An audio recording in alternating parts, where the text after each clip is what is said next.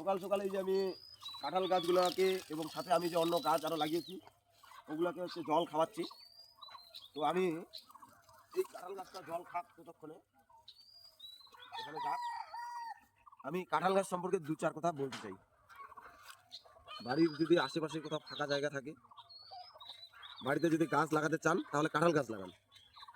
কাঁঠাল গাছ যেমন গাছ হবে তার সাথে সাথে কিছু পয়সাও আপনাকে দেবে। সে আগুড়ি কাঁঠাল হোক আর পাছুরি হোক, যেসব কাঁঠাল আগে ফলে, যেমন আমাদের এই গাছটা, আমাদের আমাদের এই কাঁঠালগুলো দেখুন, আমাদের এই কাঁঠালটা দেখুন কেমন ফলেছে, দুর্দান্ত।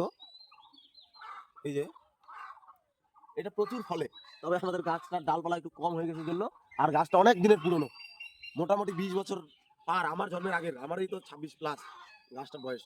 তো তার জন্যই আমারও বয়স যেমন, আমার থেকেও বেশি বয়স গাছটা, তো তাই গাছটার ফলন কমে গেছে, কিন্তু দুর্দান্ত ফলে।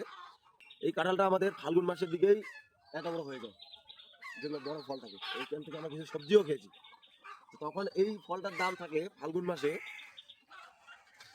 30 থেকে 35 টাকা, 40 টাকা বেশি বলে। আমাদের বাড়িতে একটাই কাঁঠাল গাছ, তাই আমরা বিক্রি করি না। যদি আমরা এই গাছের ফলগুলো বিক্রি করতাম তখনই বা আজ পর্যন্ত আমরা 3 থেকে 4 হাজার টাকা বিক্রি করতে পারতাম।